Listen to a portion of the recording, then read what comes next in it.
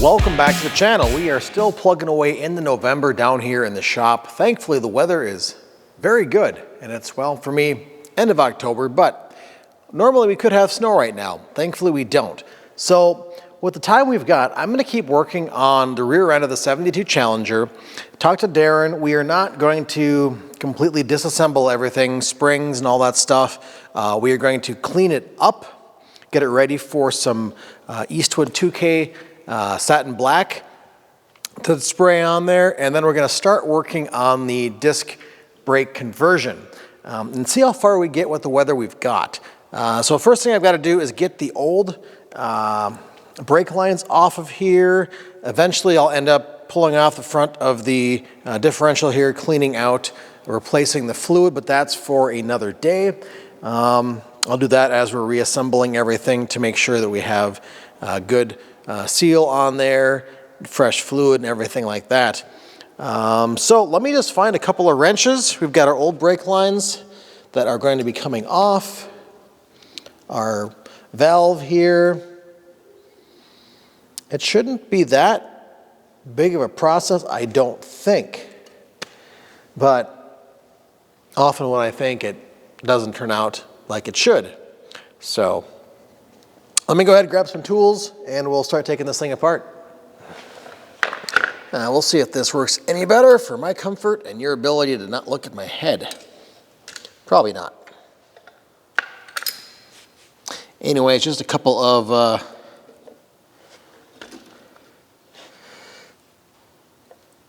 stuck fittings, which I pretty much expected.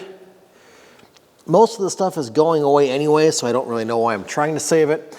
But in the event that I can, if anything has to go back on, we have that option. But again, I think everything is pretty much coming off. And I believe, I'm not sure, but the axles may need to come out in order to get the backer plate and the caliper hardware on for this brake swap. I've got everything sitting behind me, but truthfully, I really haven't looked in the instructions a whole lot. Hey, there's one. That's nice. Of course, I'm sure the hard line is going to be rusted as all get out, but hey, yeah, it's coming loose. Yeah, yep, that's spun off. And now that is loose. This one here, what do we got?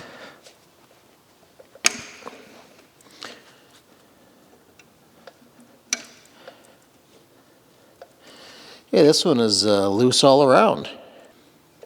Now I wonder how long before I'm going to spill stuff on my nice new shop floor. So far I've been pretty lucky. I got a couple of drips of that sweet patina primer encapsulator over here to my left. The Ford has left a few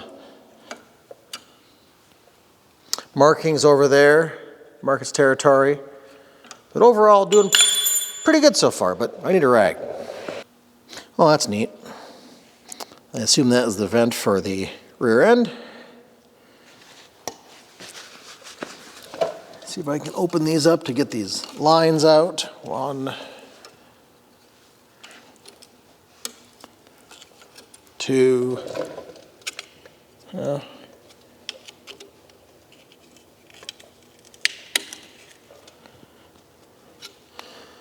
3. All right, well, I got these to get off.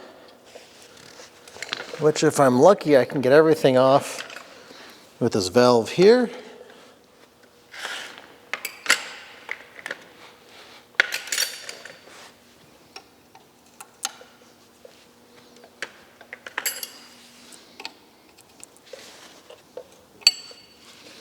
All right, just because I feel like it.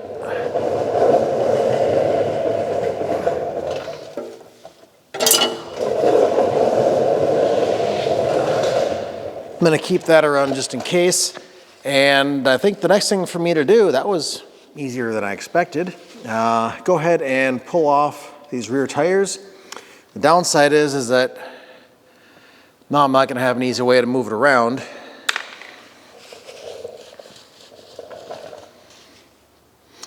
So yeah, I don't really want to drag it. Maybe I can just throw it on my jack and dolly it around to where it's going to sleep, because the car itself was on my 4 car dollies. So yeah, let's just get a impact and zip off all these lugs.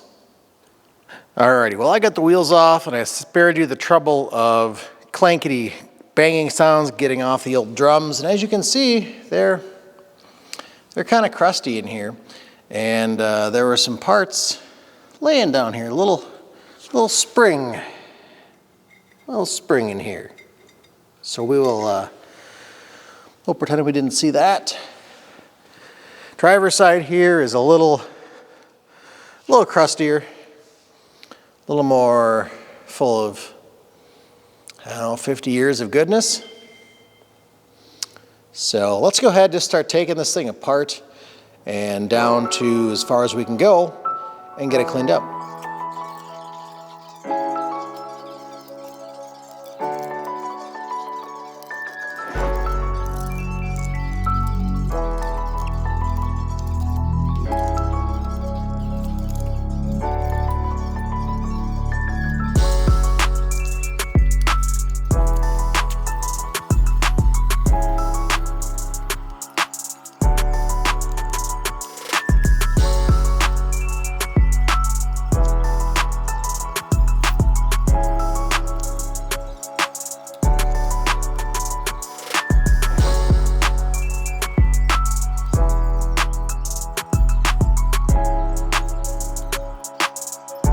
Alrighty, we've got all of our hardware off, I believe, and if you didn't want to spend the time like I did, taking off those nuts crank by crank, there's a couple of holes here you can also use and just run a socket through to run those 5 bolts off, or 5 nuts off as well.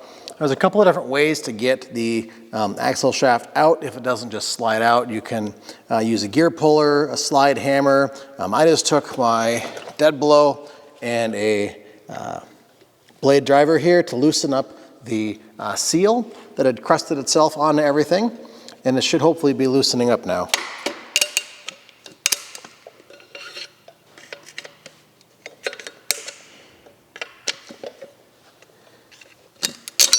There we go. Now this should just pull out. Nice and gooey. Let me get a couple of rags to set this thing on. Grab it here. Take note, this is the passenger side.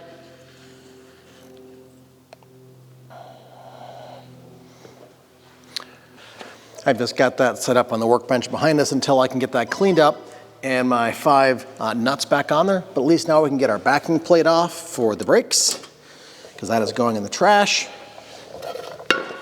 Have a little seal we're going to hold on to so we can replace. Got something in my eye. We can replace when we put everything back together. And I'm going to put our nuts back on here right now. And I will eventually take some tape and a piece of cardboard and plate over this hole so we don't have any contaminants getting in there. I mean, we're going to be redoing things anyways, but why ask for problems you don't need to deal with? All right, so I'm going to go over on the driver's side and do the same thing. And then from then on, I think we'll be able to, like I said, plate off these holes and get to cleaning. I'll probably just hit it with the wire wheel or scuff pad. I'm not going to sandblast it, but just get things cleaned up a little bit so we're ready for some fresh paint when that arrives. Well, it's a new day down here in the shop. You can tell because it's light out and I'm in different clothes and I got a haircut. I did do off camera a little bit of work, nothing big, cleaning up some of the surface rust on all these parts the best I could and getting out all of those old rubber bushings. Now, if you don't want to heat it and burn it out or try and chip it out, there's always the option, if you have or have a tool store nearby, auto store, to rent a wheel bearing or ball joint tool.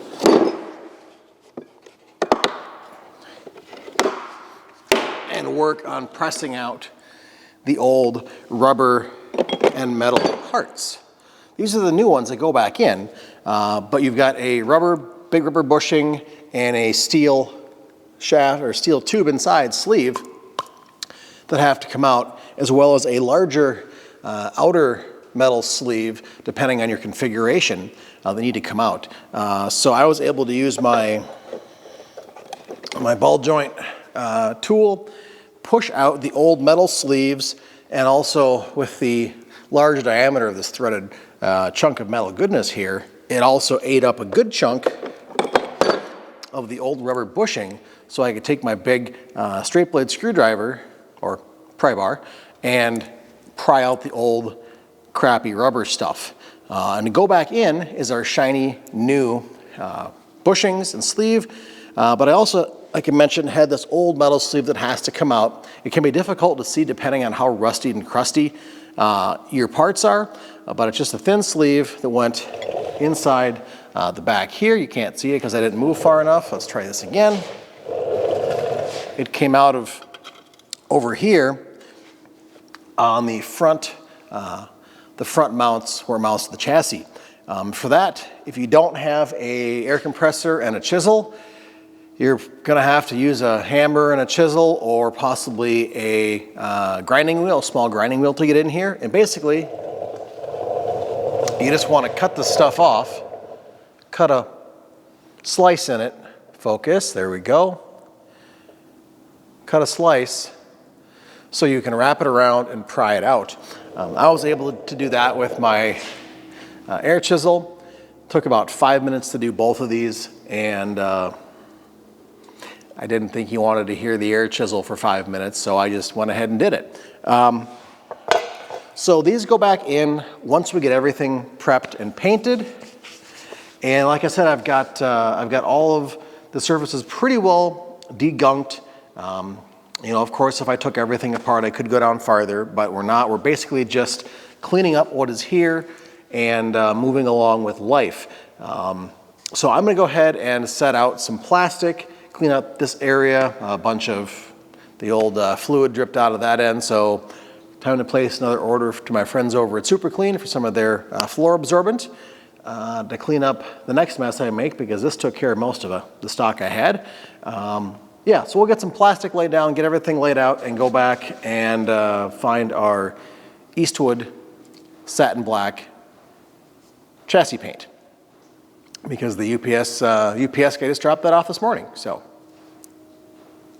well, we got our rear end on the jack stands. I only dropped it on my feet once. How look, kids? What does it mean? I'm making videos for YouTube. Why? Because that's what I do. So you're getting videos. Yeah. That Here, come over here by your brother and wave. Wave. Okay. Up to the house, I'm gonna paint and make it smell bad. Alrighty, take 35. Now, I got everything cleaned up pretty well. It's not perfect, but I've gone ahead and got it on the jack stands. I only dropped it on my feet once. I guess there's a good reasoning for wearing safety toe shoes in the shop and not flip-flops, even though I do once in a while. That's not what I'm moving, you know, rear ends.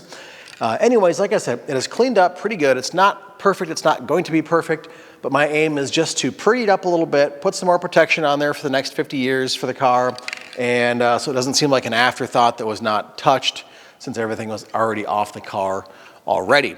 And so we are spraying the undercoating on the rest of the body underneath. Why not try and make this match? So, like I say, cleaned up.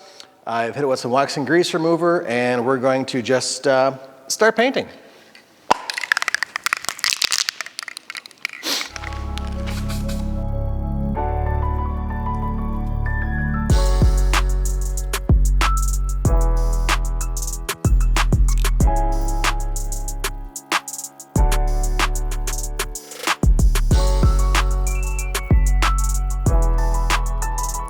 Alrighty, well there's the first coat done. I'm gonna let this sit for a few minutes, put a second coat on there, and then let this thing dry. Flip it over and then do the same process. So I will return when we are ready to You know, I don't know if we're going to start assembling it yet. I do need to find all the instructions for the brake swap kit. There's a lot of parts back here in these boxes we'll go through, but that may be for another video. Again, the weather is getting cooler. It's about 65 in here now. Warm enough?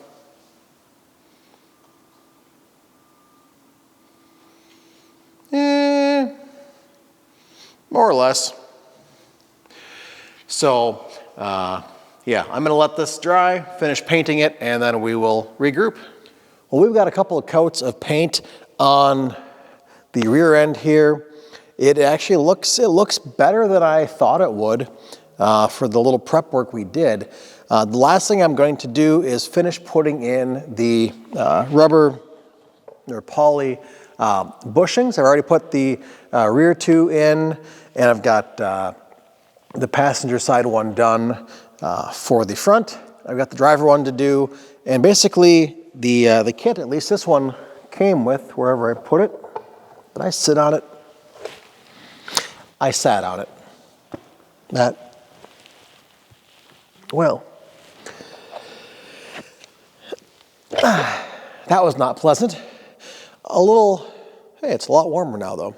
A little pack of grease to go on the poly bushings before you set them in.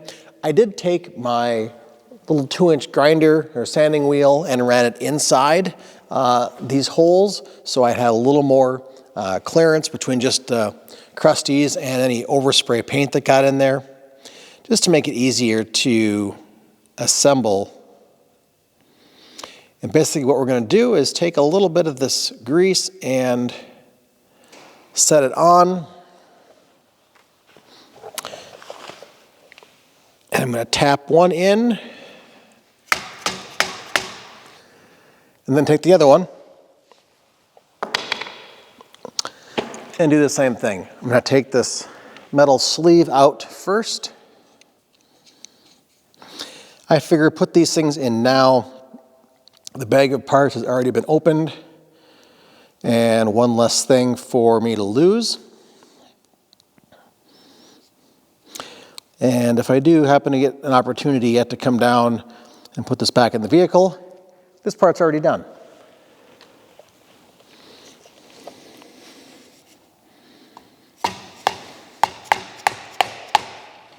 Of course, it's a bit of a challenge when it's a big spring, but little effort and you'll get it in there.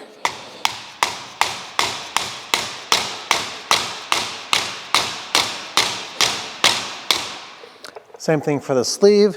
Now I'm going to go find the bracket that attaches to the frame. It's back here. Now I'll double check my pictures and make sure the right orientation, but for now I'm not terribly concerned with that. I just want to get all these parts back where they go so I don't lose them.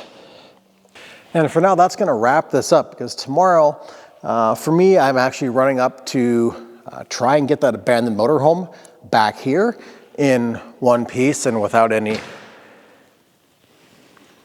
significant issues. So I've got to get this cleaned up and put away, make room for that, and other stuff. So for now, we're going to table this, put it in a corner where it hopefully won't leak. Probably will. All over my floor. And next video is probably going to be the brake rebuild on this for the disc brake conversion kit. There is a number of parts in the boxes behind me. I was able to get a hold of Dr. Diff and get the instructions. They're not the most comprehensive, and the amount of parts in the box compared to the instructions is, it's going to need some effort and some thought put into it. But that's a topic for another day. I hope you've enjoyed this video. We are making progress, and I think I have finally done saying, I have no wood to knock on, but I think we're done taking anything else off of this car, because really there is nothing else on the car. There's the gas tank, but that's easy enough to take off. I can finish the undercoating below that. Otherwise, we're gonna get out of here, and we'll see you all in the next video. Thanks for watching.